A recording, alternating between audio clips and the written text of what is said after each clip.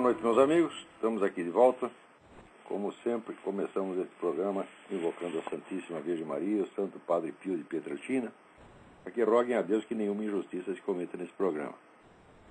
Eu lembrar a vocês aqui o curso sobre Eric Voegelin, que será dado aqui em Colonial Heights, de 27 de abril a 2 de maio. Inscrições pelo telefone 041-9974-4443. Também estão abertas em caráter permanente, as inscrições para o curso de filosofia da minha página, www.seminariodefilosofia.org. Quem quer que entre depois de começado o curso já teve 2 aulas, quem quer que entre aqui para dentro receberá as gravações das aulas anteriores e poderá fazer, os trabalhos de casa dentro de um ritmo que lhe seja apropriado. De maneira que, de agora até o fim do curso, quem quiser se inscrever pode entrar. Agora, tem aquele aviso: o sujeito só se inscreve no curso se ele se comprometer a ir até o fim. Senão, não, porque esse negócio de alta rotatividade não é aqui, não. Né? Então, aqui nós temos tanto assunto esta semana que é uma loucura. Mas acho que o grande assunto da semana é a declaração do senhor Luiz Inácio Lula da Silva de que a crise econômica foi causada por brancos de olhos azuis. Como eu mesmo sou um deles, eu me sinto diretamente atingido por uma coisa que é claramente uma incitação ao ódio racial. Quer dizer, se você joga sobre uma raça a culpa do que está acontecendo, você está praticando, evidentemente, o nazismo. Você está jogando metade da população brasileira, que é constituída de preto e mulato, contra a outra metade, que é branco, e dos quais alguns têm até olhos azuis. Deve ter até alguns 2 ou 3 ministros de branco de olhos azuis no gabinete do seu Lula. Eu nunca vi no Brasil uma tão clara incitação ao ódio racial como essa. Agora, pensa que alguém vai fazer alguma coisa, alguém vai processar esse desgraçado pelo óbvio crime de racismo que ele está fazendo? Isso é mais do que racismo, isso é mais do que discriminação, isso é incitação ao ódio racial. Incitação explícita, criminosa. Agora, todo mundo vai passar a mão na cabeça do presidente, coitadinho, ele é um rapaz sem instrução, ele não sabe o que está falando. Então, sempre nos colocam nessa posição de estimulação contraditória. Por um lado, você tem que obedecer o sujeito porque ele é seu superior, ele é o presidente da República. Por outro lado, você tem que carregar ele no colo porque ele é um coitadinho. Fala, não é possível, meu filho, ou tu é autoridade ou tu é um coitadinho. Tá certo? Se eu vou carregar você no colo, então se você é menor de idade, então eu vou mandar em você. Agora, você mandar em mim, ao mesmo tempo querer toda hora ser perdoado por conta da sua falta de preparo, da sua falta de experiência, isso aí não dá, porra. É claro que o sujeito sabe o que está falando. Falou isso maliciosamente. Ele quer criar o ódio racial no Brasil. Nada poderia estar mais claro do que isto. Lançar as culpas de uma crise sobre uma raça é incitar ódio racial. A esta altura, se esse povo tivesse vergonha na cara, estariam chovendo processos de racismo contra o seu presidente da República. Eu duvido que alguém faça isso. Porque aí o Brasil está desfibrado, as pessoas estão acovardadas, estão todo mundo de joelho perante o quê? Um tigre de papel. Porque se você pensar bem, qual é o poder de todas essas organizações de esquerda? É o poder do blefe, é o poder da sacanagem, é o poder da roubalheira, é só isto. Quer dizer, vocês estão com medo do quê? E se você se antecipa, se você ficar com medo do sujeito antes dele provar que tem algum poder, você está aumentando o poder dele.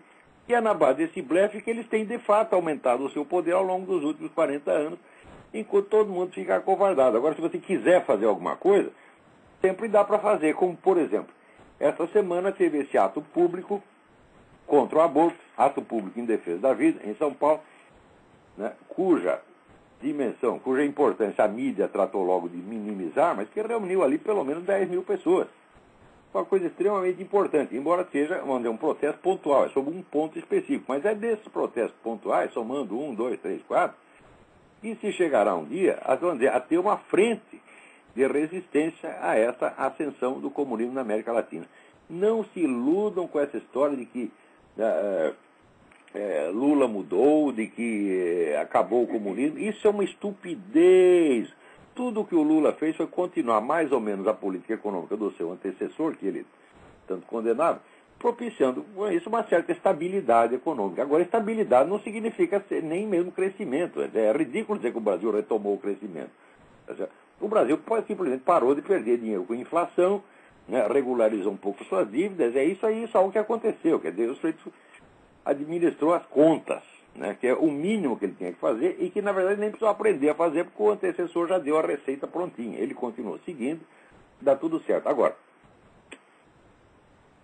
só um louco destruiria a economia capitalista, só um louco socialista destruiria a economia capitalista antes dele ter um esquema de poder montado para poder, vamos dizer, administrar uma futura economia socialista. Olha, esse esquema de poder, embora esteja crescendo rapidamente, embora seja muito grande já no Brasil, ainda não está pronto para assumir o poder completamente. Eles ainda precisam se apoiar na economia capitalista, e é só por isso que o Lula está seguindo essa política, entre aspas, ortodoxa. Agora, o sujeito é hoje tão comunista quanto sempre foi, o Foro de São Paulo é tão comunista quanto sempre foi, e a maior prova disso é a cumplicidade nojenta desse camarada com essas organizações de guerrilheiros, narcotraficantes, etc, etc. Quer dizer, só dentro do Brasil, essa permanente beatificação, tá certo, dos terroristas dos anos 60, 70, é uma coisa nojenta, porque você não se permite o debate, não há confrontação, só tem uma versão única. Os terroristas eram heróis bonzinhos, os milicos eram os malvados torturadores. Digo, peraí, os guerrilheiros estavam metidos num esquema de guerrilha continental, chefiado pelo governo mais torturador e assassino da América Latina, que era o governo de Cuba. Então, quer dizer, comparado com o governo de Cuba, a nossa ditadura não é dita branca, é dita mole, não foi ditadura coisíssima nenhuma, apenas um governo levemente autoritário. Agora os caras ficam demonizando a ditadura militar para esconder o que eles mesmos estavam fazendo em favor de Cuba, porra.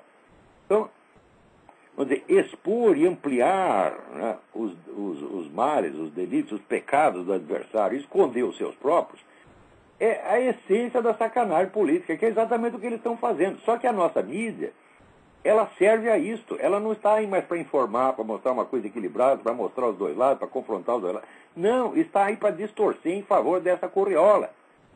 Tá certo? E esses jornais estão todos comprados por propaganda do governo. Sem propaganda do governo eles não sobrevivem. Então eles fazem o que o governo mandar. E além disso, as redações. Não tem um direitista na redação da Folha de São Paulo, na redação do Estadão, na redação do Globo. Não tem um. No máximo tem algum centrista, né? Quer dizer, que tem a esquerda com todas as suas variantes, desde a esquerda social-democrática até radical de esquerda, isso tem tudo lá dentro. E do outro lado tem algum centrista muito tímido, né? Tipo Luiz Paulo Horta, o tipo Merval Pereira, que de vez em quando escreve alguma coisinha, muito levemente, com cuidado para não ferir suscetibilidades esquerdistas. É isso que tem no Brasil, acho que a coisa se reduziu a isso. Agora, que é possível fazer algo contra isso, esse ato público acabou de provar. Reuniu 10 mil pessoas lá na Praça da Sé, em São Paulo, e falaram o que tinham de falar, tá certo? Agora, aprofundando um pouco mais desse tema aí do negócio da aliança entre comunistas e banditismo, né, eu tenho aqui saiu uma notícia, aliás, saiu no Globo, né? Olha aqui. Arquivos da ditadura. Arquivos da ditadura. Militares culpavam Brizola pela violência. Então, olha lá. O crescimento de facções criminosas nos presídios e as obras de urbanização em favelas foram alvo de duras críticas no relatório de Arapongas, que espionavam o primeiro governo Leonel Brizola a mando da ditadura militar. Os arquivos do extinto Serviço Nacional de Informações registram ataques às políticas de habitação e segurança pública implantadas pela gestão pedetista do Estado entre 1983 e 1986. Nos documentos, Brizola é atacado por ter, na visão dos militares, afrouxado o combate ao crime em nome do discurso de respeito aos direitos humanos. Note bem a brandura covarde dos relatórios do próprio Serviço Secreto. Porque não é que o Brizola afrouxou o combate, não é que ele foi omisso. Não, ele ativamente favoreceu o banditismo no Estado. Por quê? Porque ele foi eleito por uma conspiração de bicheiros que logo em seguida dominaram o narcotráfico. No dia seguinte da eleição do Brizola, teve um jantar, tá certo, oferecido pelos bicheiros em homenagem ao cara, num restaurante de Laranjeiras, eu não me lembro mais o nome do restaurante. Quer dizer, mas está na cara. E que esse pessoal que estava envolvido na guerrilha, participando da guerrilha na época, quando preso, deram treinamento e instrução, tá certo, a esses bandidos que depois formaram PCC, Comando Vermelho, essa merda toda. Isso está mais do que documentado no livro do Carlos Amorim, que eu comento no meu próprio livro, né? A Nova Era e a Revolução Cultural. Agora, dizer que o sujeito afrouxou, quer dizer, um delito de omissão é uma coisa. Agora, o Brizola não estava se omitindo em cumprir a sua obrigação. Não, ele estava agindo, tá certo? Fomentando a revolução, fomentando o caos social. Ele sempre foi favorável a isso e jamais escondeu o que era. Quer dizer, quando você pega um comunista e coloca num governo do Estado, de uma nação democrática capitalista, o senhor vai ter que desempenhar naturalmente um papel duplo. Quer dizer, por um lado, ele tem que posar como defensor da ordem pública. Por outro lado, ele tem a obrigação partidária de destruir a ordem pública e fomentar a revolução, que é exatamente o que o Brizola fez. Agora, nem mesmo os caras do serviço secreto, no tempo da ditadura, tinham a coragem de acusar o Brizola do que ele estava efetivamente fazendo. Diz, olha aqui, seu Brizola, o senhor está fomentando o caos propositadamente, porque o senhor é um revolucionário, o senhor quer destruir a ordem pública, e o senhor está se prevalecendo do seu cargo de governador para destruir a sociedade. Era isso que deviam ter dito. Agora, mesmo naquela época, mesmo você vê o que é a revolução cultural, você vê o que é hegemonia, você vê o que é dominação mental. Mesmo naquela época, os camaradas tinham esse cuidado, né? Esses escrúpulos de não ferir suscetibilidade. Então, se você acusa o governo de omissão, você está fingindo que ele é um governante normal no exercício dos seus deveres, apenas falhando um pouco. Isso é completamente diferente de você ser um revolucionário infiltrado que está usando o seu cargo para destruir a própria instituição que você representa. E, na verdade, não é que o Brizola afrouxou. O Brizola vetou simplesmente a entrada de policiais no Moro. Quer dizer, fez do Moro, quer dizer, um território livre, onde esses chefes do narcotráfico se transformaram em senhores feudais com poder absoluto sobre a população. E o pior é que quando nós falamos disso, né, o pessoal responde, não, você está contra os pobres, contra os oprimidos. Pobre e oprimido é aquele que está gemendo, tá certo? Sob a dominação do narcotraficante, tá certo? Que oprime, aterroriza, tortura e mata, tá certo? Vocês assistiram o filme Tropa de Elite? É exatamente como está ali. Você encheu o saco do chefe do narcotráfico, ele te põe numa pilha de pneu e te queima, porra. Te queima vivo. Com quem você pensa que você está lidando? E esses eram os amiguinhos do seu Brizola. Como esses são os amiguinhos da turma da Farc, que são os amiguinhos do Lula. Não se iludam. Não há omissão. Há uma ação intencional. Tá certo? Há um fomento à destruição da ordem pública. Você manter a economia funcionando. Ao mesmo tempo que você destrói as instituições e vai colocando novas instituições revolucionárias no lugar delas, isso é a mais antiga estratégia comunista que há, como fizeram na Rússia, onde foram substituindo as administrações municipais pelos soviéticos. No Brasil é a mesma coisa. No Rio de Janeiro, metade do Rio de Janeiro, a administração pública já não existe. O que existe é a administração do narcotráfico. E isso foi feito de propósito, isso é estratégia revolucionária. Estudem, e vocês verão que eu estou falando uma coisa óbvia. Dentro da esquerda, na elite da esquerda, todo mundo sabe que eu estou falando a verdade. Quando eles leem isso aqui, estou acusando o Brizola de afrouxar o combate ao crime. Fala, quando o Brizola combateu o crime? Brizola ele não afrouxou o combate ao crime, ele fomentou o crime. Propositadamente, deliberadamente. Por quê? Porque ele era um comunista, ele queria uma revolução social. É a coisa mais óbvia do mundo. Vocês estudem o movimento comunista, vocês estudem os escritos de Lenin, estudem os escritos de Trotsky, estudem os escritos de Antônio Gramsci, e vocês verão que isto que esses idiotas do SNI dizem omissão no combate ao crime era simplesmente a aplicação de estratégias comunistas mais velhas do que andar para frente. Agora, continua isso como sempre a demonização da ditadura. E nenhum jornal, nenhum jornal, canal de televisão, cria a mais mínima condição de um debate honesto, uma confrontação honesta. Que a ditadura cometeu crime? Sim, cometeu, mas comparado com o que eles estavam fazendo na América Latina inteira, aquilo é uma mixaria. Agora, a Folha escreveu que era uma dita branda, as pessoas se fazem de escandalizadas. Ai, que horror! Que horror! Chamou de dita branda. Veio esse merda desse Flávio Conder comparado, que você é um bosta, eu já provei que você é um bosta, você não é nada. Você é um charlatão intelectual, é isso que você é. Você posa, tá certo, de erudito, de homem sério, você não é nada, você é um mentiroso comunista, como sempre foi, porra. E vem pra cima de mim, vem me processar que eu provo o que eu tô falando, desgraçado.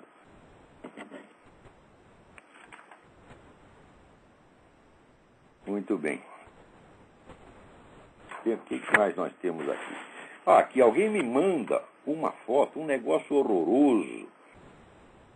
Aqui depois os policiais entraram lá no Morro Ladeira dos Tabajaras, tá certo? Que é território privativo do narcotráfico, quando já se viu a polícia queria entrar lá.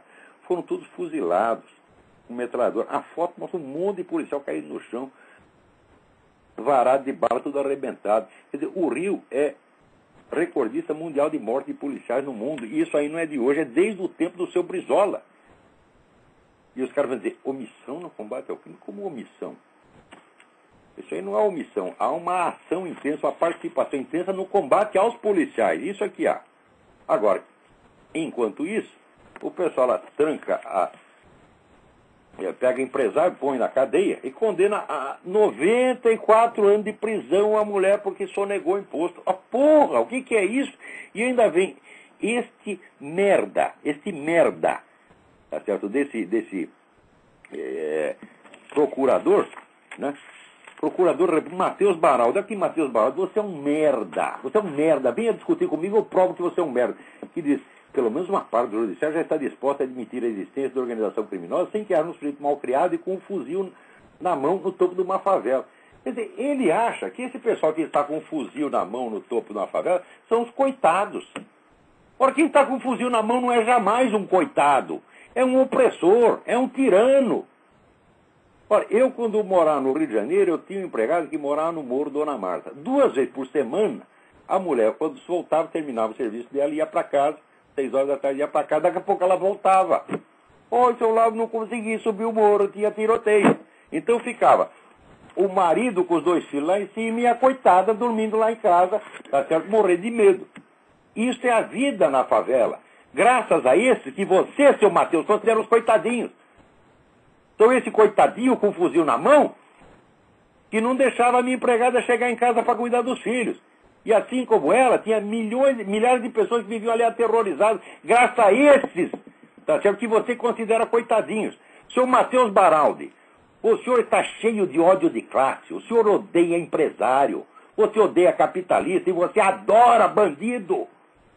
Tá certo? Você adora assassino porque você adora Fidel Castro. E você adora essa turma da Farc. E vem discutir comigo que eu provo o que eu estou falando. Eu sei quem você é, rapaz. Quer dizer, chega, não se pode respeitar, tá certo? Charlatães, vigaristas, mentirosos em altos postos. Quanto mais o sujeito sobe na hierarquia, falando coisas desse tipo, menos respeito merece. Quer dizer, o que você quer? Você quer que pare de prender os bandidos que estão com fuzil na mão e comece a prender empresário. Porque empresário comete o crime de ser capitalista. Quer dizer, vocês estão pegando, vocês estão impondo. Eu já escrevi isso há 15 anos. Então, com o esforço do PT, do PCdoB, dessa gente toda, era para impor no Brasil a escala de valores da Constituição do Código Penal Soviético, onde crime de morte dava 10 anos de cadeia. Se você matasse um cidadão soviético, dava 10 anos de cadeia. Mas se você roubasse um dinheirinho do governo, dava pena de morte. Então, quer dizer, os delitos econômicos são considerados infinitamente mais graves do que você tirar uma vida humana. Essa é a sua escala de valores, seu Baraldi.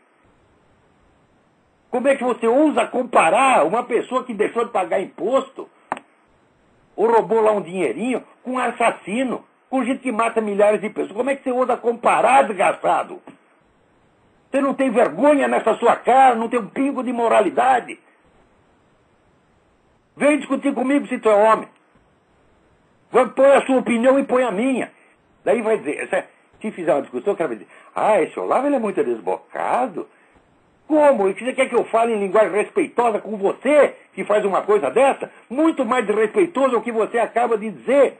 Você acaba de mostrar todo o seu ódio de classe, o seu desprezo pela vida humana, Você gosta de gente com fuzil na mão que mata os outros. Mas o capitalista que progrediu e que cometeu alguma irregularidade, deixando de cumprir uma lei que é impossível de cumprir, que você sabe perfeitamente que a legislação tributária brasileira, tá certo? É inabarcável. É inabarcável. Sabe perfeitamente. Veja, só dispositivos que regulam o orçamento federal são mais de 5 mil. Quem tem esses 5 mil na cabeça? A legislação tributária brasileira é um labirinto feito para criminalizar todo mundo. Então, primeiro vocês colocam todo mundo fora da lei, e daí vocês escolhem aquele que vocês querem destruir e usam a lei. E o sujeito estará sempre fora da lei. Todo empresário brasileiro está fora da lei porque a lei foi feita para deixá-los fora da lei. Você sabe disso, seu Baraldi. Que respeito merece essa lei? Nenhuma. Que respeito merece você? Nenhum.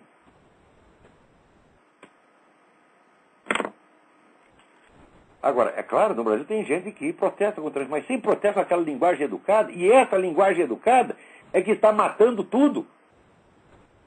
Porque a linguagem tem que ser proporcional ao assunto que você fala. Agora, esses desgraçados, eles podem acusar todo mundo, eles chamam os outros de nazista, chamam os outros de extremista, chamam os outros de assassino, chamam do que quiser. Agora, eles não podem ouvir nada.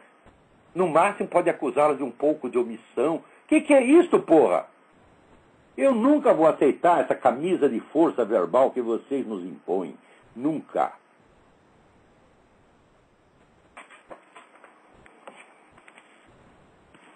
Aqui está o Reinaldo Azevedo comparando. O Marcola pegou 39 anos, com todos os homicídios que pesam na costa dele. Agora a mulher, porque sonegou imposto, é 96 anos. Quer dizer, isso é justiça? Isso é uma putaria, seu Baraldi. Isso é justiça na sua cabeça. Porque justiça para você é matar capitalista. E vem dizer que não. Vem dizer que você não pensa assim. Ah, ele me acusou de ser comunista. Você é comunista. Isso é mentalidade comunista. Isso é a mentalidade do Código Penal Soviético. E vocês estão impondo isso no Brasil. Agora, recebo aqui uma denúncia. Se é questão financeira, se a questão financeira sempre escandaliza vocês mais do que crime de morte, então está aqui, também tem. Isso também tem. Por exemplo, esse pessoal do mensalão, tem algum na cadeia? O que é, Eliana Tranquise, perto do que vocês fizeram com o mensalão? Ora, pô, quem tem que estar na cadeia é o Lula, é o criador do mensalão. Agora, a popularidade do Lula baixou um pouquinho, no dia seguinte aparece algum bode expiatório. Então, os culpados de sempre, os suspeitos de sempre. Né? Caiu a popularidade do Lula, prende a Eliana Tanquese. Ou prende, sei lá, o Camargo Correia, ou qualquer outro desses.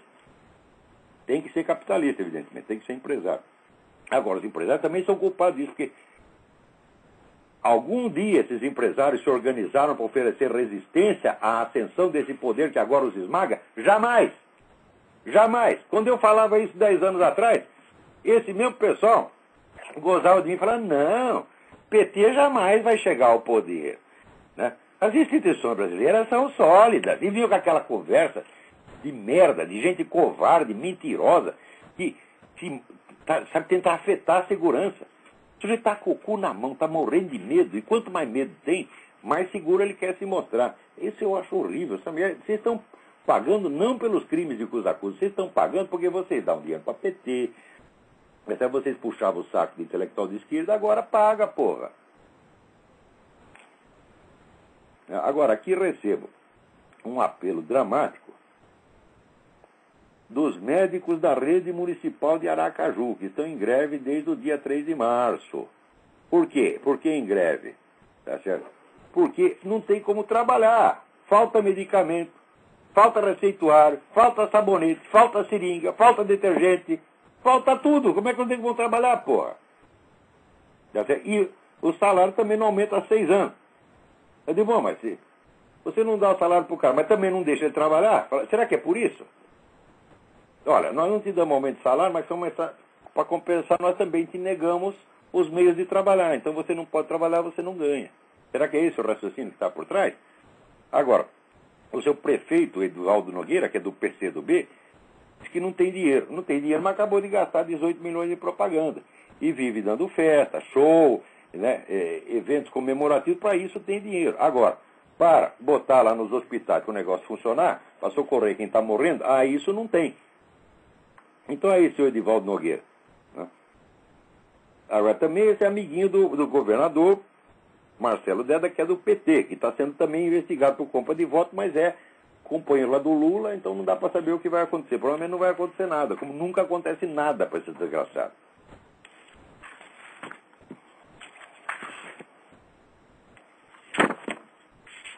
Agora vamos lá. Aqui eu assisti um negócio fabuloso, fabuloso. Teve um bispo lá de Massachusetts, né? Não lembro se é um bispo, um cônego, um cara importante na hierarquia da igreja, que colaborou com o projeto lá do governo de Massachusetts, que facilitava aborto, facilitava as pessoas a fazer aborto por $50. E tinha lá um prelado, um príncipe da igreja colaborando com isso. Tá? Foi cúmplice. Daí tem o padre, né? Padre Thomas de Lorenzo, né?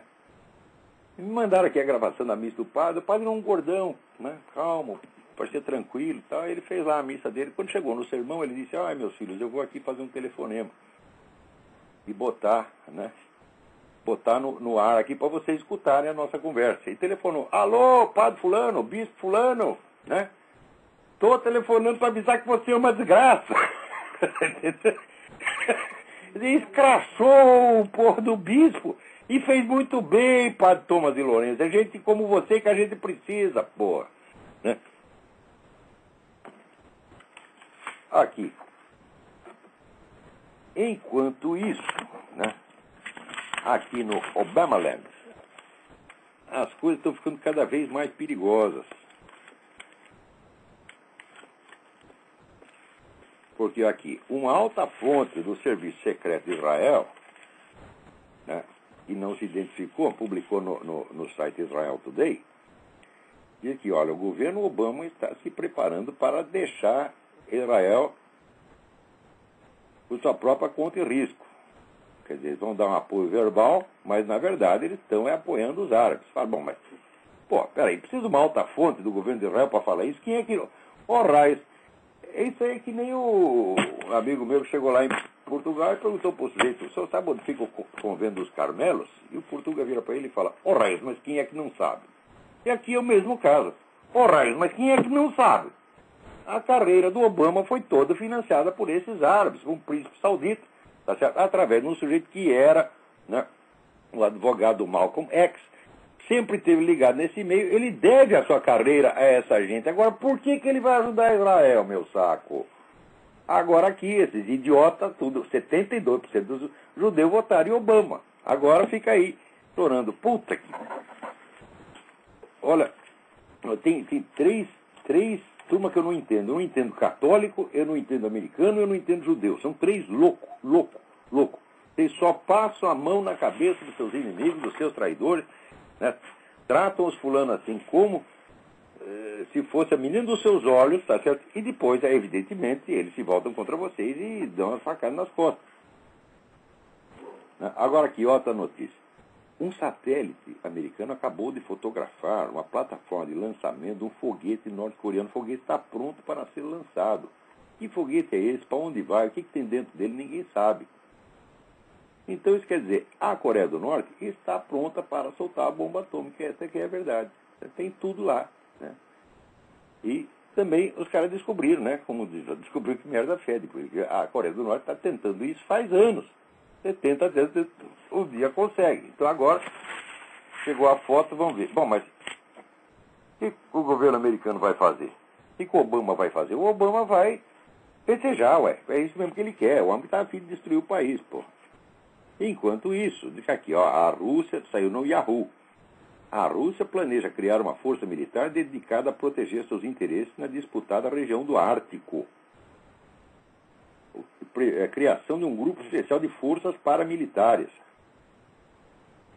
Ou seja, eles acreditam, os russos acreditam piamente que o Polo Norte é deles, tá certo? E aquela região tem uma importância estratégica extraordinária, mesmo porque dali eles podem facilmente atingir o Alasca. Eles são loucos para tomar o Alasca de volta, porque o Alasca foi comprado, né? Mas sabe como é? O pessoal gosta de vender e não entregar. Então entregaram, agora querem o Alasca de volta. Então Isso aí, aquele professor russo, aquele geopolítico russo que andou analisando, dizendo que os Estados Unidos vão ser divididos em 5 pedaços, ele diz claramente que o Alasca vai voltar para a Rússia. Né? E também você vê, o Kremlin está investindo pesado nessa teoria do aquecimento global. Né? E agora, vamos dizer, as últimas medições mostram, não é que o aquecimento global não é de causas humanas. Não há aquecimento global. As temperaturas estão caindo. Né? Muito bem. Também, enquanto isso, o senhor, há sérios indícios de que a administração Obama tende a liberalizar as drogas para acabar com a matança. Ah, é? Escuta, desde quando a existência de um comércio legal, né, impede a existência do comércio ilegal? De qualquer coisa da qual haja comércio legal, há também comércio ilegal. É a coisa mais óbvia do mundo. Quer dizer, nós legalizamos o crime. Os caras inventam outro crime, pô. Um crime oposto e complementar. Quer dizer, na Holanda acontece isso. Você pensa que não tem narcotráfico na Holanda? Tem. Os caras liberaram, né, a maconha. Você pensa que todo mundo vende maconha legalmente? Fala, não, também tem tráfico ilegal. E vai ter do mesmo jeito. E a criminalidade aumenta. Isso aí é criminalidade. Já tem dados suficientes, a criminalidade na Holanda, na Suíça, aumentou depois da liberalização de drogas. Quer dizer, esse pessoal é o seguinte, eles querem drogar as pessoas. E é muito simples.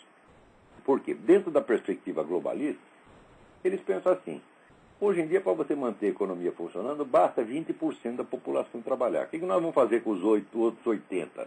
Nós temos que inventar o pão e circo, temos que inventar diversões públicas, temos que inventar movimento gay, temos que liberar droga, e daí vai ficar todo mundo lá tomando pico, dando rabo, tá entendendo? Enquanto aqueles 20% trabalham. Então você vai criar uma legião de cidadãos de segunda classe que vão ter lá seu direito de morrer. Né? Então na Holanda chega lá, aquele cara desgraçado, entra lá no parque das drogas, fala, me dá aí 50 gramas, da boa, da colombiana, né? Toma lá, né? Toma um pico e catapimba, morre. Ou então fica lá se arrastando pelas ruas, né?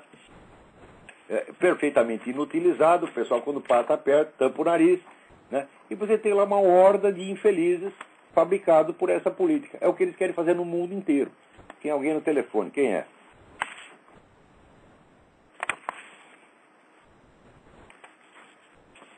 Alô, enquanto isso, queria aqui mandar um abraço para um conhecido, o Rodrigo, lá da feira da Praça da Espanha, em Curitiba. Tudo bem aí, Rodrigo? Alô, quem é? Caiu a ligação.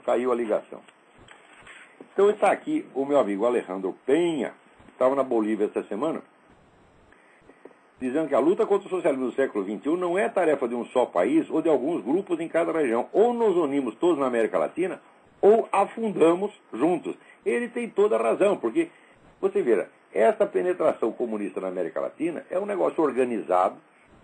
Muito antes da fundação do Foro de São Paulo, esse pessoal já estava articulado. Com o Foro de São Paulo se articularam mais ainda.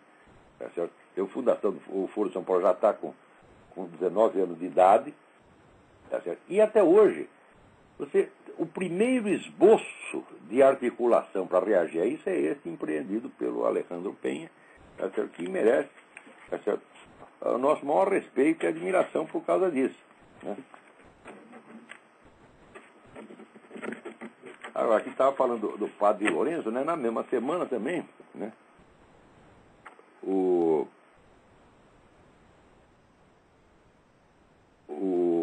arcebispo Raymond Burke, ele fez uma declaração aqui muito séria, disse que, olha, os católicos que votaram no Obama colaboraram com o mal, mas é a coisa mais óbvia do mundo, porque o Obama tem uma longa carreira em defesa do aborto. O sujeito é abortista fanático, persistente, tá certo? E não, a coisa mais coerente na vida dele é o abortismo, tá certo? Então por que um católico vai votar nele? Quer dizer, você está favorecendo a política abortista, né? Então é claro que colaboraram com o mal. O arcebispo Burke tem toda a razão. Agora o pessoal aqui fica chocado. Não se pode falar uma coisa dessa, E violência verbal, digo, matar criancinha não é violência verbal. Agora dizer que os caras matam criancinha é violência. Que é isso, porra. Quem tá na linha aí? Oi lá, bom? Oi, quem é? Alô? Opa, que é Cristiano, tudo bom? Tá ruim essa ligação, rapaz. Desliga. Tá horrível. Consegue me escutar agora? Melhorou um pouco. Diminui Tá, eu vou... o computador. Tá bem, diminui agora.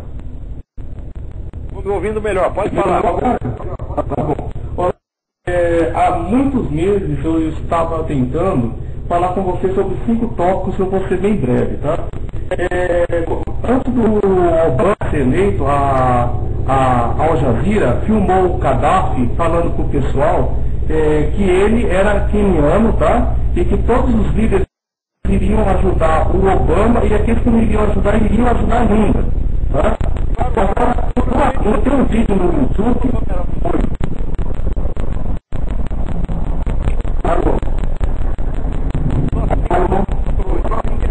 Não vai dar para funcionar. Tá ok. Tá.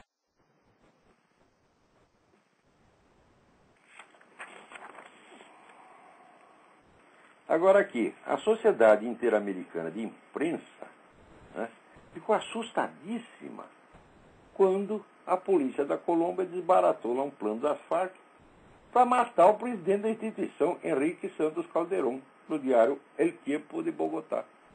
Para mais grande novidade, a Farc está matando... Olha, tinha uma turma do Partido Socialista lá na Colômbia que no começo apoiou as Farc e depois mudou de ideia. Na hora que mudou, a Farc pegou os caras numa festa, matou todo mundo. A Farc está matando gente pra caramba. Né? Quer dizer, se você pisa no calo deles, a única resposta deles é matar você. Já tentaram matar lá o presidente Álvaro Uribe várias vezes, nunca conseguiram, mas estão fazendo o possível.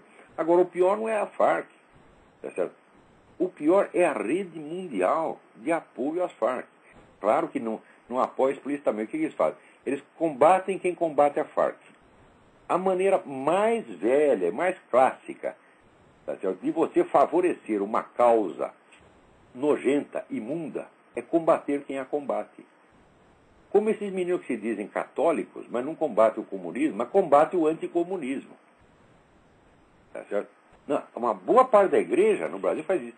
Eles não vão sair apregando o comunismo, por quê? Porque senão eles vão dar a bandeira e vão ser excomungados. Então não pode. Então o que eles fazem? Eles combatem o anticomunismo, diz que é histeria anticomunista. Eu estava lendo outro dia as memórias do cardeal Mindszenty. O cardeal Mindszenty é o grande herói nacional da Hungria, tá certo? Que foi preso barbaramente torturado, tá certo? Ficou preso anos a fio e depois, quando saiu da cadeia, não podia mais ficar na rua, pegou asilo dentro da embaixada americana e ficou morando numa salinha na embaixada americana durante 20 anos. Até que no fim, quando desse negócio de perestroika e tal, os caras com uma demagogia deixaram ele sair para Roma. Vocês acompanham isso, existe Mindszenty Report. Mindszenty Report. Mindszenty escreve com S, Z e Y no final. Mindszenty. Tá certo? Eu nem sei se é assim que se pronuncia, porque húngaro é impronunciável. Ninguém consegue falar húngaro. Eu nem acredito que os húngaros falem. Eles fingem que estão falando, mas eu não acredito. Eles devem estar falando outra coisa. Né? Agora, é uma língua medonha, mas um povo maravilhoso. Tá certo? E está lendo lá a vida do cardeal Mindszenty. Eu digo, mas olha, se eu sofro de histeria anticomunista, eu que de vez em quando apenas escrevo um artiguinho, falo umas coisas no programa, né? O cardeal Mindszenty, então, o que seria? Já seria paranoia anticomunista ou coisa assim. Né? Então, naturalmente, nós estamos errados. Certo está esses puxa-saco de comunista, né? Ele tem o puxa-saco direto e tem o puxa-saco indireto, que combate o anticomunismo. Aqui tem até a expressão, o pessoal fala, é o anti-anticomunismo. O anti-anticomunismo é pior do que a propaganda comunista direta. Agora, essa semana chegou uma nota aqui, saindo lá no Cláudio Humberto, mas ninguém sabe se é verdade isso aqui. Né? Diz que os comandantes militares fizeram um almoço no aniversário do ministro Nelson Jobim, no dia 13, mas sem a presença do general Paulo César de Castro, chefe do Departamento de Ensino do Exército, e do general Luiz Cesário Silveira Filho, ex-comandante militar do Leste. Será que é verdade isso aqui? Ele já reúne para puxar saco do ministro e exclui, né, os indesejáveis. Será que está assim nas Forças Armadas brasileiras? Olha, eu no Cláudio Humberto, mas eu me recuso a acreditar. Se alguém puder confirmar ou desmentir isso aqui, eu agradeço. Mas se aconteceu isso, é muito grave, é muito grave. Né? E é claro, não há nem o que comentar, né, essa sentença do Supremo Tribunal Federal que expulsou, né, os arrozeiros lá de Raposa Serra do Sol. Irônico, quer dizer, você passa a vida lá tentando, né, criar alguma riqueza. Né? E depois chega lá uma tribo biônica inventada pela ONU e diz: esse negócio é meu e você tem que sair do dia para a noite. Agora, outro dia, alguém reclamou aqui, mandaram uma carta dizendo: olha, você fala mal de todo mundo, mas você nunca falou mal da maçonaria. Quer dizer, você é maçom ou você é partidário da maçonaria. Eu não sou nem maçom nem partidário da maçonaria, eu sou contra a doutrina maçônica. Mas você quer saber, eu não vou falar mal da maçonaria, porque a maçonaria é um dos poucos órgãos que está reagindo contra essa coisa aqui. Você pode falar o que quiser dos maçons, mas que eles são patriotas, eles são. Entendeu? Eles estão lá defendendo a soberania nacional. E enquanto estiverem fazendo isso, falar mal deles, por motivos doutrinais, é uma coisa totalmente extemporânea. Tá certo? Então, não se combate quem está fazendo bem. Se você tem divergências doutrinais, você espera terminar aquele combate, e daí você puxa o sujeito, chama o cara para um debate, conversa com ele direito. Tá certo? A maçonaria pode ter os defeitos que tem, tá certo? Mas ela não está traindo o Brasil como esse pessoal da alta hierarquia católica está. Então, eu estou na Igreja Católica, sou inteiramente a favor da Igreja Católica e sou contra a doutrina maçônica, mas a maçonaria está fazendo a coisa certa e nós temos que reconhecer. Outra coisa. Semana passada eu comentei aquela notícia que saiu no Telegraph, no London Telegraph, dizendo que gente de dentro do Vaticano estava dizendo que o Papa é uma desgraça. Né? E, olha, a situação é a seguinte: de fato, tem muita gente na hierarquia que foi colocada lá pela KGB 30 anos atrás, ficou quietinho, que agora é cardeal, gente importante. Esses caras estão fazendo o possível para acabar com a vida do Papa, pelo menos para amarrar a mão dele, tá entendendo? E não estão gostando do que ele está fazendo. Por quê? Porque ele está fazendo a coisa certa. Eu não quero entrar em questões teológicas, doutrinárias, não vou discutir a teologia do ex-cardeal Ratzinger ou do atual Papa, não vou entrar nisso, eu não tenho capacidade para isso. Mas se ele está tentando unificar a igreja e está tentando limpar a casa, é a coisa mais óbvia do mundo. E outra coisa, ele não disse mentira nenhuma, não. Ele sempre falou as coisas certas, tá entendendo? Então é por isso mesmo que estão querendo acabar com ele. Então, vocês aí que se dizem católicos, que estão, né, vivendo a imitação de Cristo, então falam: olha, nesse momento tem que fazer o seguinte: tem que encerrar a fileira e defender o Papa, meu Deus do céu. Porque os caras estão querendo acabar com ele mesmo. Não é brincadeira isto, porra. Quer dizer, ele pode ter cometido no passado os erros, que foi erros teológicos, eu estava lendo até ontem, tem um negócio lá que eu acho bravo, mas ele fez antes de ser Papa, tá entendendo? E agora está tentando fazer a coisa certa, então nós temos que apoiá-lo, meu Deus do céu. Agora, outro dia um desses desgraçados que diz católico no Brasil, ele disse: olha, se tem um bispo, né, que foi, você sabe que ele é homem da KGB, mas ele foi sagrado bispo, você tem obrigação de obedecê-lo. Tem obrigação de obedecê-lo, caralho! Obediência subentende hierarquia. Né? Eu obedeço o meu superior se ele obedece o superior dele, senão não. Agora, se o nego está lá conspirando contra o Papa, querendo ferrar a igreja, eu vou obedecer o cara dele só porque ele é bispo? Ele que vai ser bispo na puta que eu paro, porque ele não é bispo não, está excomungado. Ele não é sequer um membro da igreja. Atenção, quem colabora com o movimento comunista está excomungado. Ele não é que ele não é bispo, ele não é sequer um fiel católico.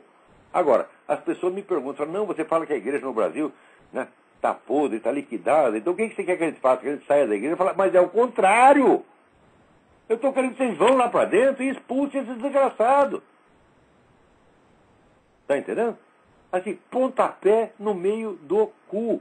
Entendeu? O cara falou uma coisa, colaborou um pouquinho com o movimento comunista, manda a merda. Fala: sai, senta lá e fala: sai daqui. O sujeito sai. Você quer apostar? Eu aposto com vocês. Fala grosso com os caras e sai tudo correndo. Você vai lá, faz o teu trabalho. E note bem, fazendo isso você está defendendo o Papa, porque essa gente está cercando o Papa e tentando sufocar toda a obra que ele está tentando fazer, você está entendendo? Então, vocês não têm que obedecer bispo, não, você tem que obedecer o Papa. E quando você obedece o bispo, é o Papa que está obedecendo. Agora, se o Papa mandou fazer uma coisa, o bispo mandou fazer outra, você manda o bispo a merda. Entendeu? Agora, e se o Papa começar a pregar coisa herética, ele deixa de ser Papa, ele perde o mandato dele, porra. Então, agora, eu não creio que esse Papa esteja fazendo isso, não. Não parece que ele esteja fazendo isso. Pode ser que no passado falou umas coisas absurdas, mas agora está falando a coisa certa. Tá certo?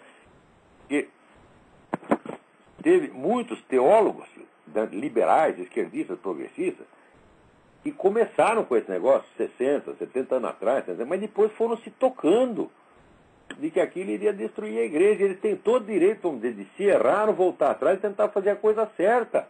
Você não pode jogar o passado do homem, o mal que ele fez no passado, contra o bem que ele está fazendo no presente. Nunca se faz isso, minha gente. Agora o outro dizer que tem que obedecer o bispo da KGB. Ora, porra! Na hora que o cara falou isso, ele se desmascarou.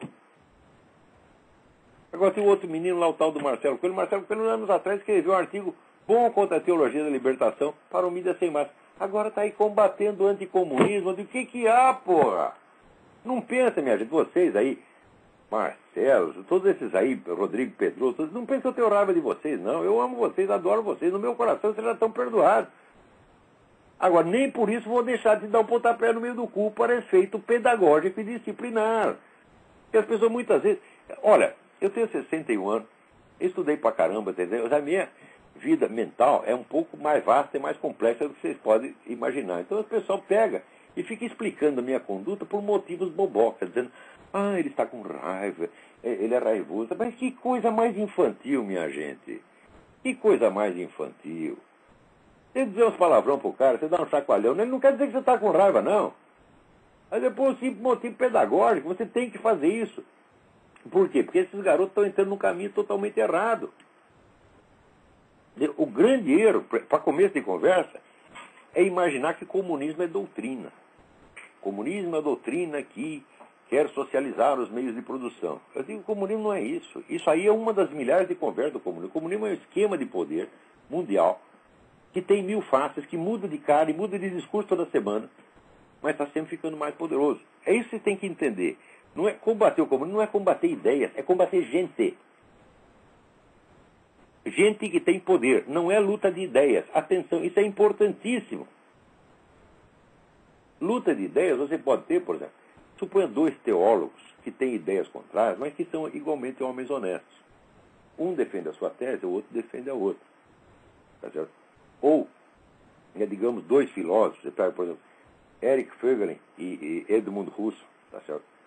Eric Voegelin fez críticas devastadoras às teorias de Edmund Husserl, mas é uma luta de ideias. Por quê? Porque eram ambos homens honestos, homens de alto gabarito e que estavam na busca da verdade. Então, na busca da verdade, um achou que o outro errou. Isso aí é luta de ideias. Agora, contra a vigarista que está tentando acumular poder para dominar a tua vida, não é luta de ideias, meu filho.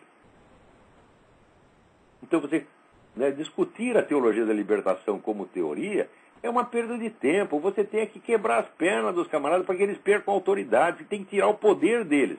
Tem que desmoralizá-los para que percam o poder. É isso que tem que fazer. E isso só tem um jeito de fazer. Você tem que envergonhá-los. Você tem que mostrar para eles o crime deles.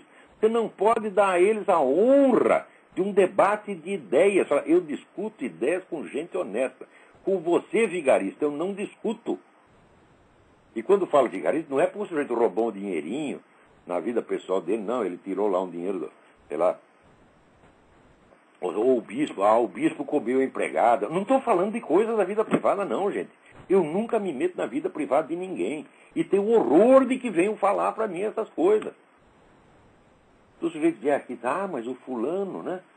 Fulano enganou a mulher, comeu a fulaninha. Ou fulano é viado. Eu digo, cala a boca, desgraçado. Eu odeio esse tipo de coisa, você está entendendo? Não se pode falar disso. Agora, atitudes públicas são conquista do poder, ocupação de espaços. tá certo? Para concentrar poder nas mãos, mandar na sua vida, mandar na sociedade e dirigir a sociedade num rumo francamente diabólico. Isso aí também, isso não é luta de ideias, meu filho. Não é nem luta de ideias e nem é ataque pessoal. Isso é denúncia de crime. É outra coisa completamente diferente. O sujeito que comete um crime, ele não pode dizer que aquilo é um assunto da vida privada dele. Crime não... Assunto da vida privada são esses pecadinhos que você confessa, não vai no confessionário e confessa. E note bem, a Igreja Católica, na sua infinita sabedoria, diz que você não pode confessar em detalhe. Porque senão você está tentando o sacerdote. Então você vai lá e dá o nome do pecado, ó, fiz tal coisa assim, assim. Cala a boca, não fala mais nada. Não vai entrar em detalhe. Veja, o amor que a Igreja Católica tem, vamos dizer, pela discrição, pela decência, tá certo? E o respeito à imagem das pessoas. A Igreja Católica preserva isso. Muitas vezes os meus amigos protestantes não fazem isso. Eu acho que eles estão errados nisso, mas eles fazem de boa intenção. Eles pegam um pastor aí, o pastor foi visto no puteiro, eles fazem escândalo, conta para todo mundo. Eu jamais faria isso. E a Igreja Católica não faz isso. A Igreja Católica não gosta de fazer isso. Você tem que chamar o sujeito em particular, admoestá-lo e dizer, para com essa putaria, tá certo? Porque senão vamos tomar providência contra você. Porque para dar a chance do nego se arrepender e voltar a fazer a coisa certa. Agora, se você carimba ele em público, ele nunca mais se levanta. Então, eu sou contra isso. Mas esses casos que eu estou falando não são pecadinhos. Não é que o bispo comeu empregado, né? Não é que o bispo se escondeu com o vigário lá no banheiro para fazer uma putaria homossexual. Não é isso. São coisas, atitudes políticas que afetam a vida de milhões de pessoas e que estão pervertendo a sociedade inteira. Que nem esse desgraçado desse bispo denunciado pelo padre de Lorenzo. Esse bispo não é que ele cometeu um delitozinho. Não, ele ajudou o governo a criar um sistema no qual qualquer garota chega lá e faz um aborto por $50. Quer dizer, está ajudando a matar milhares de bebês. Como é que você vai respeitar uma coisa dessa? Você veja o padre de Lourenço no meio do sermão, ele parou o sermão para telefonar para o cara e disse, aqui, seu fulano, sou uma desgraça. É assim que se faz, gente. Ele desmascarou o sujeito, porque o sujeito na hora não sabia o que falar, ficou brabo. É assim que se faz, a gente tem que expor esses camaradas à execração pública. Jamais obedecê-los. Eu sou um príncipe da igreja, você é o príncipe do caralho, você não é nem membro da igreja, sai daqui, desgraçado. Você não é nem um cão sarnento, você não é nada, você não tem direito de estar aqui dentro. Tu vai para casa, pensa no que tu fez, confessa teus pecados, tá entendendo? Pede perdão e volta aqui. E não vai voltar de bispo, não, querendo mandar, você vai voltar por baixo que nem eu, que sou um merda, tá entendendo?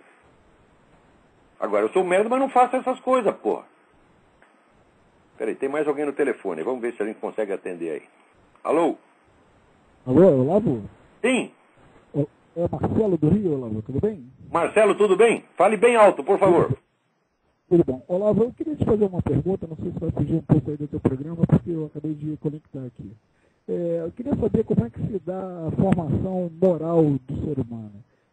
Não estou me referindo à criança, porque na criança a gente sabe que através do exemplo a gente consegue educar e fazer com que elas cresçam com alguns valores, com algumas virtudes, não é? Mas eu queria saber mais no homem adulto, como é que a gente pode trabalhar para que se construa essa questão da moral verdadeira, daquela consciência verdadeira quando o camarada está sozinho, ele e Deus. Se é possível e como é que a gente trabalha para conseguir isso, essa construção. A pergunta é excelente, tá certo? E a resposta é a seguinte, eu também não sei, tá certo? Mas a gente pode tentar alguma coisa no sentido de desenvolver a sensibilidade moral. Quer dizer, para o sujeito compreender a complexidade das situações e conseguir se imaginar dentro da situação como se fosse, vamos dizer, um teatro, né?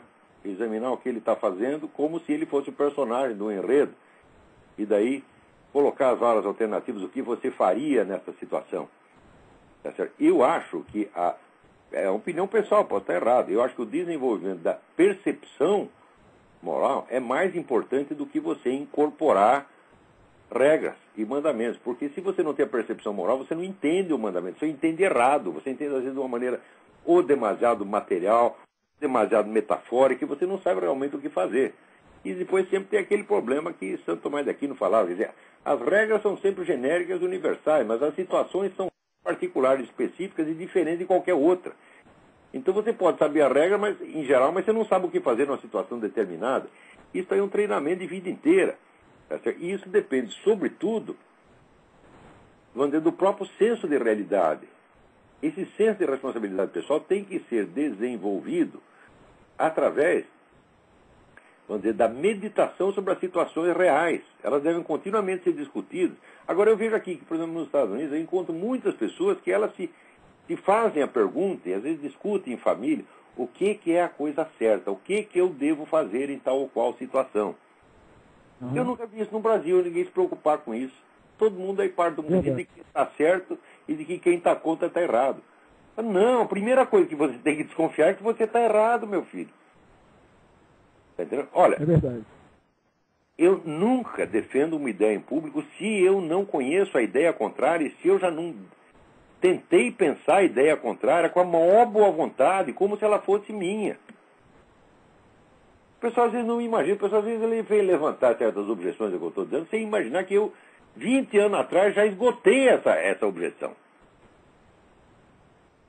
Então, pelo menos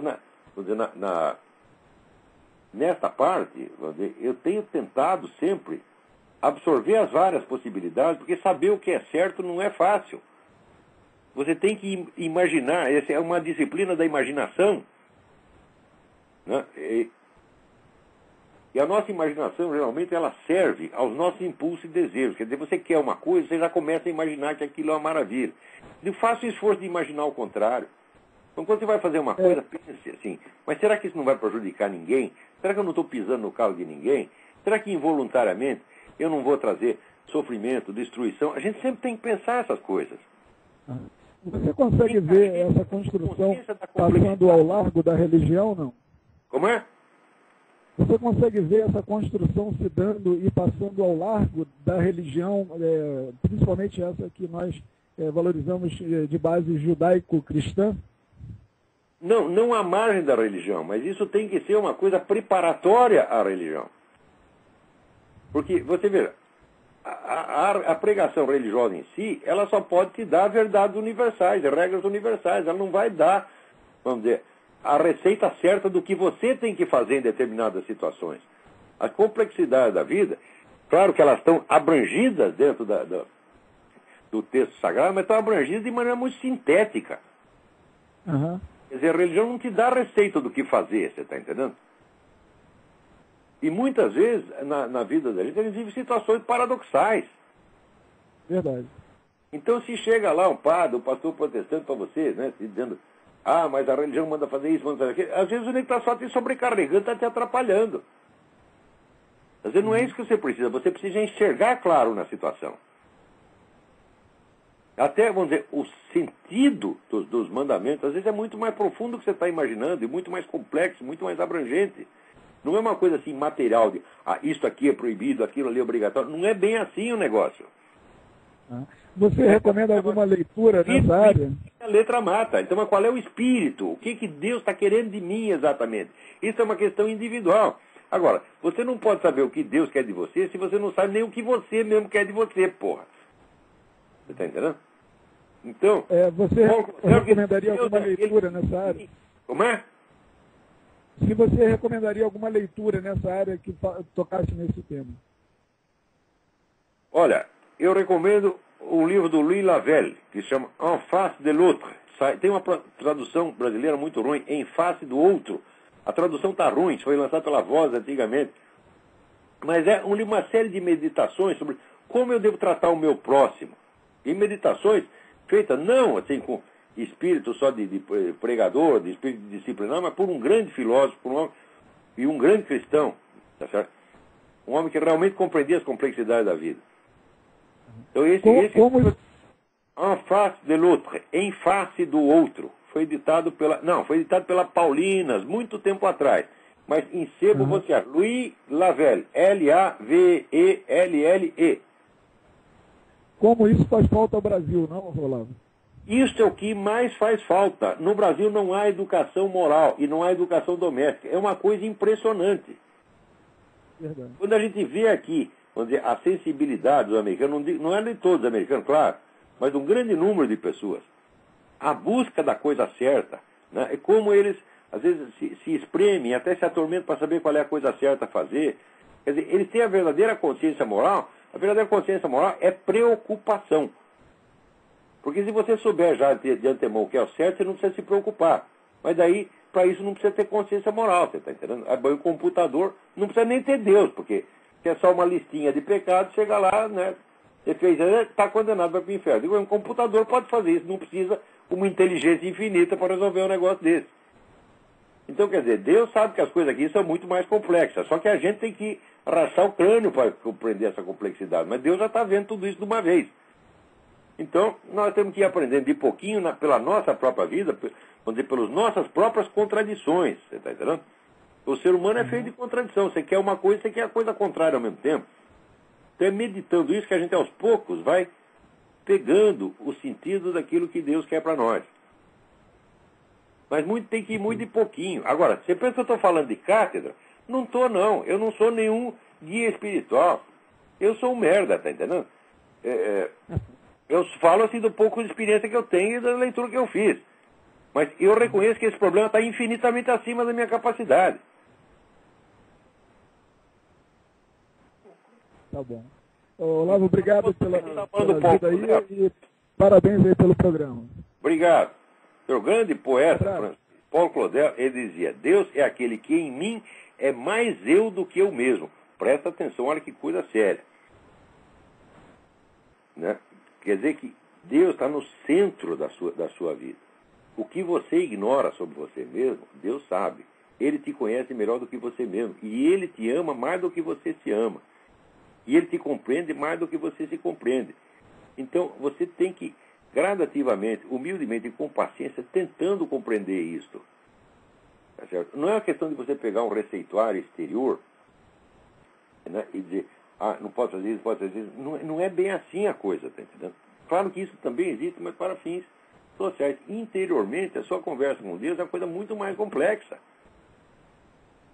Por exemplo, Deus sabe o quanto de capacidade você tem e o quanto de poder as forças demoníacas têm sobre você em cada momento. Ele sabe essa equação, você não sabe.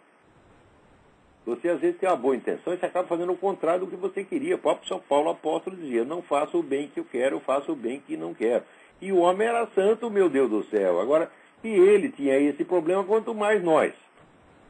Então Deus não está exigindo de você, vamos dizer, uma perfeição instantânea, que Ele te dá um receituário, um programa de computador, e você cumpre aquilo e vai para o céu. Não é assim. Se até eu compreendo isso, como é que Deus não vai compreender, porra? Eu acho que Deus deve ser mais inteligente que eu, suponho, né?